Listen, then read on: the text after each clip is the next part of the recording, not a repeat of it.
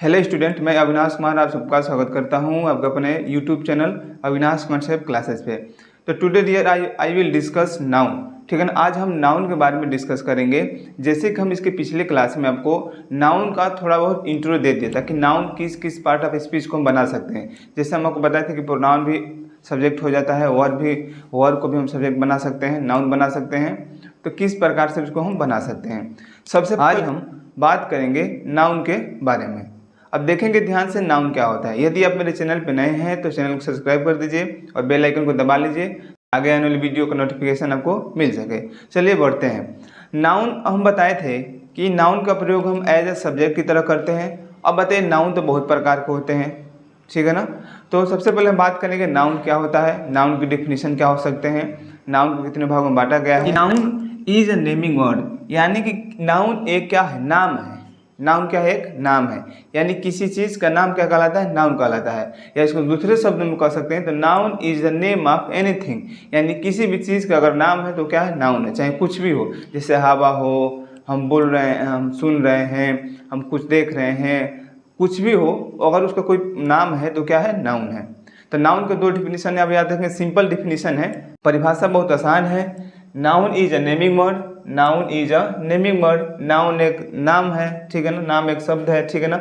Noun is a name of anything ना, या तो बोल सकते हैं कि noun is a name of anything, किसी भी चीज़ का नाम क्या होता है, नाउन होता है। अब नाउन तो होता है, जैसे बोले हैं राम हो गया, पेन हो गया, डॉग हो गया, श्याम हो गया, तो इसमें आपको समानता नहीं दिख रहा है। क्योंकि देखिए राम है तो किसका नाम है, पेन तो बहुत सारी होती है, इल्कोस का पेन होता है, बहुत सारी पेन होती है अलग अलग प्रकार की। नाउन को 5 प्रकार में विभाजित किया जाता है, जिसमें से पहला है प्रॉपर नाउन, दूसरा है कॉमन नाउन, तीसरा है कलेक्टिव नाउन, और चौथा है मटेरियल नाउन, और पांचवा है एब्स्ट्रैक्ट नाउन। ये 5 प्रकार के नाउन हैं, जो कि 5 प्रकार के नाउन में सबको अलग अलग विभाजित किया गया है।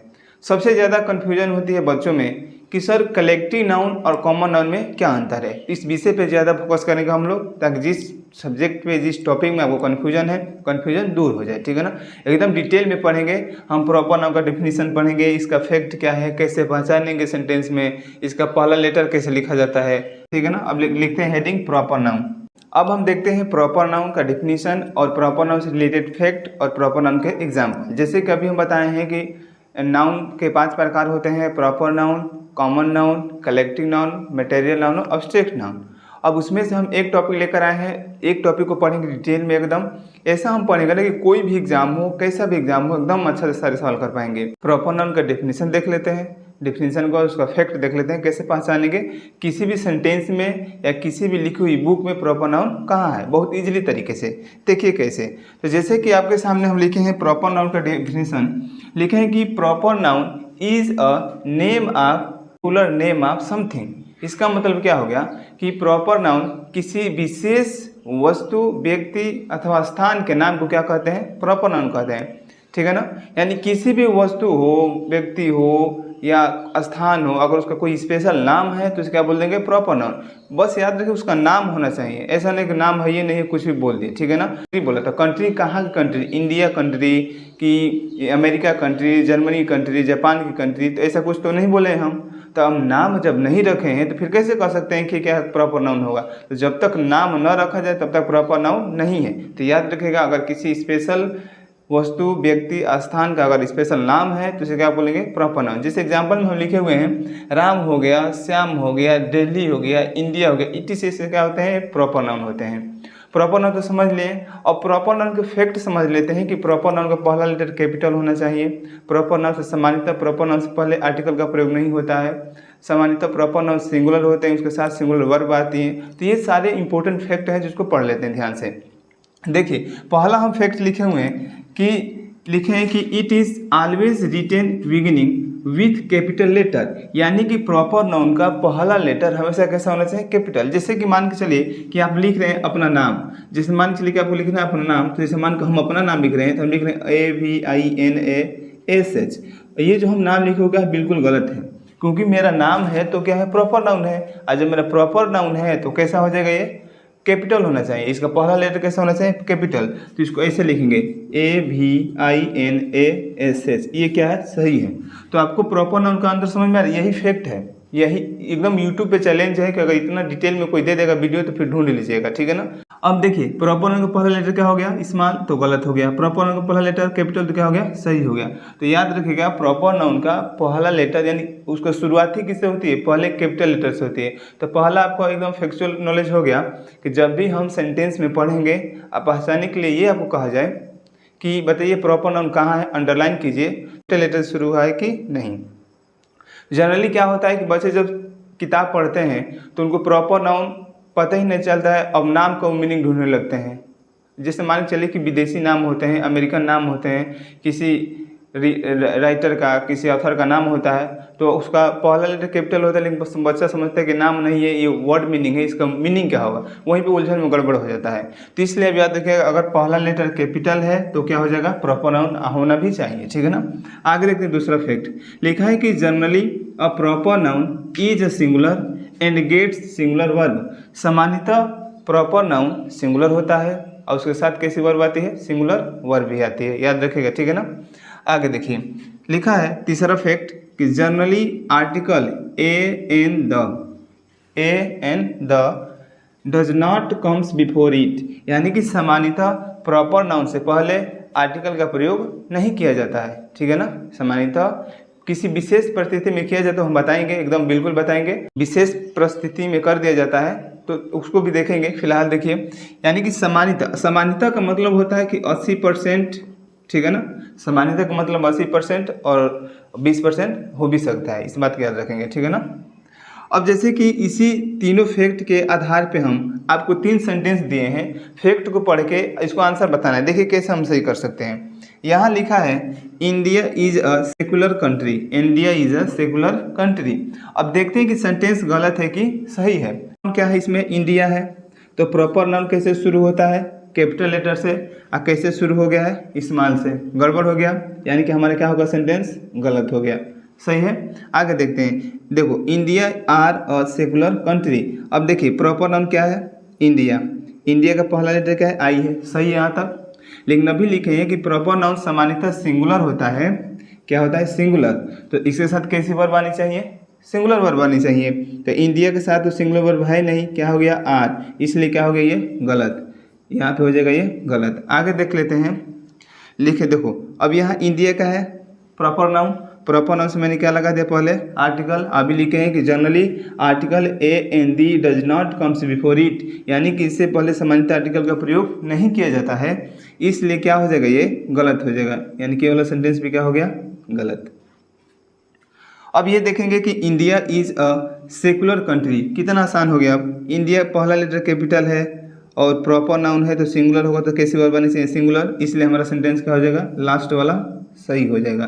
तो कितना आसान है ना पहचान लेना, बहुत आसान है। तो पहले इस फैक्ट को ध्यान से आप लोग वीडियो को पॉज करके नोट कर लेंगे और देन हम आगे पढ़ेंगे, ठीक है ना। बाकी आप कमेंट कीजिएगा, अगर आपको PDF चाहिए इसका तो हमको PDF भी प्रोवाइड करा देंगे, बाकी कमेंट कीजिएगा। तो चलिए अब बढ़ते हैं थोड़ा और इसके फैक्चुअल नॉलेज। देखिए पहला इसमें रूल है कि ऐसा नहीं है कि प्रॉपर नाउन से पहले आर्टिकल नहीं आता। हम बताए भी थे कि जनरली की बात होती है तो 80% नहीं आता है और 20% किसी भी स्पेशल स्थिति में आ सकता है। जैसे हम पहला रूल लिखे हैं कि इफ प्लेस नेम क्या हो, प्रॉपर नाउन हो। अगर कोई स्थान का नाम प्रॉपर नाउन हो, होता भी स्थान का नाम प्रॉपर नाउन हो, तो डिनोट अ टीम, अगर वो प्रॉपर स्थान किसी टीम को डिनोट कर रहा है, ठीक है ना, वो किसी टीम को डिनोट कर रहा है, तो it becomes plural and gets plural verb, तो वो प्लूरल होता है और उससे पहले कौन सी वर्ब आती है, प्लूरल वर्ब आती है। कहने का मतलब ये है कि यदि कोई प्रॉपर नाउन प्रॉपर प्लेस की बात हो रही हो, अगर वो किसी टीम को डिनोट कर रहा है तो प्लूरल हो जाता है और उसके साथ कैसी वर्ब आती है, प्लूरल वर्ब आती है। लेकिन इस बात को ध्यान रखना है कि उससे पहले द का प्रयोग आता है, उस अवस्था में प्लेस नेम के पहले किसका प्रयोग होता है, द का प्रयोग होता है। अब चलिए देख लेते हैं कि प्रश्न कैसे पूछा जा सकता है आपसे। देखिए लिखा है, अच्छा इस नोट में लिख दिए, इसको देख लीजिएगा। लिखा है कि इंडिया, ध्यान से देख लेते हैं, लिखा है India are batting first in this match. अब देखो इंडिया प्रॉपर नाउन हो गया, ये किसी टीम को दिखाया जा रहा है, यानी किसी टीम को बताया जा रहा है, इंडिया टीम को बताया जा रहा है, यानी कि India are batting first in this match. लेकिन यहाँ तक तो सही है, लेकिन अभी हम बोले हैं कि इससे पहले किसका प्रयोग होता है, द का प्रयोग होता है। किसका प्रयोग होता है, द का प्रयोग होता है। तो इसमें तो द का प्रयोग है नहीं, इसलिए सेंटेंस क्या हो जाएगा, ये गलत हो जाएगा। इसलिए सेंटेंस क्या हो गया, गलत हो गया।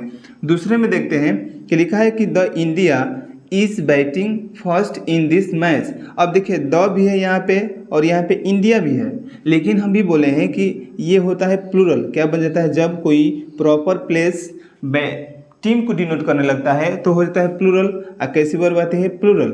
अब यहाँ से कैसी वर्ब आ गई है, सिंगुलर। गड़बड़ हो गया, इसलिए ये सेंटेंस क्या हो जाएगा, गलत हो जाएगा।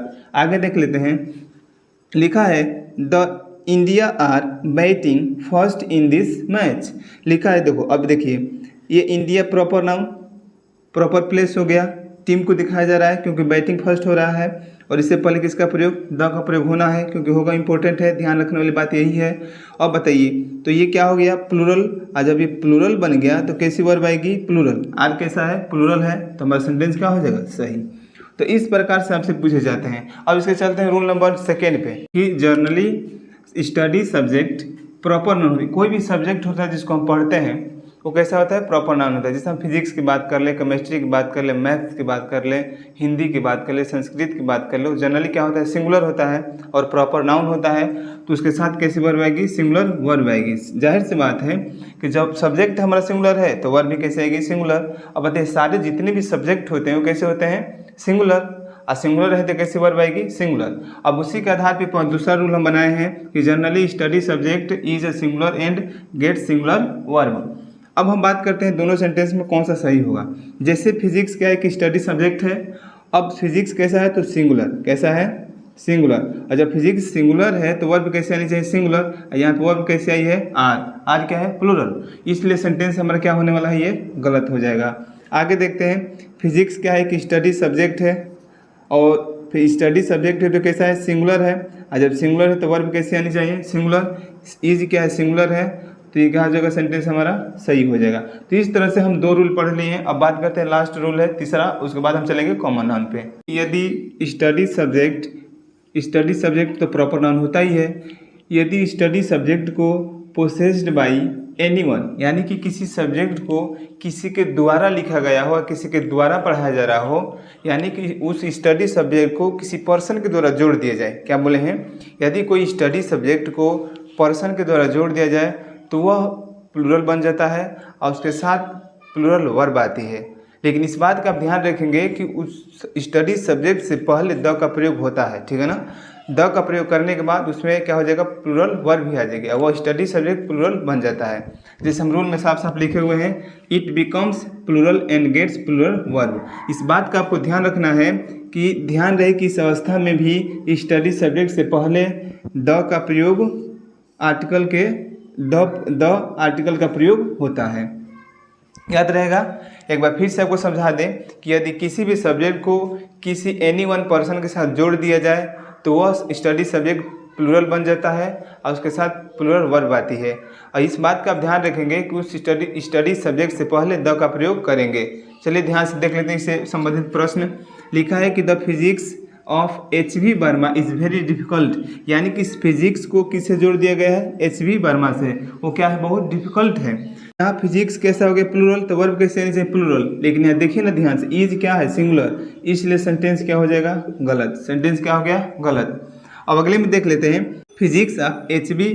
Verma are very difficult. अब तो यहाँ तक सही है, यानी कि फिजिक्स को जोड़ा गया है किसी पर्सन से, किसी समवन व्यक्ति से, तो ये तो सही हो गया कि यहाँ आ रहा है, सही हो सकता है। लेकिन द कहाँ गया, द तो है ही नहीं है, इसमें आर्टिकल द चाहिए था, द तो है ही नहीं है, इसलिए सेंटेंस क्या हो जाएगी, ये गलत हो जाएगा। और यहाँ देखिए अगले में देख लेते हैं, लिखा है कि the physics of H V. Verma, यानी कि जो फिजिक्स को जोड़ा गया किससे, एच.वी. वर्मा से, तो बन गया प्लूरल। अब वर्ब कैसे आनी चाहिए, प्लूरल, जैसे कि आया भी है। अब चेक करते हैं कि द है कि नहीं, तो देखिए द साफ साफ दिख रहा है, इसलिए सेंटेंस क्या हो जाएगा, सही। ये इस तरह से हम रूल को फॉलो करेंगे और सारे प्रश्न को सही कर लेंगे।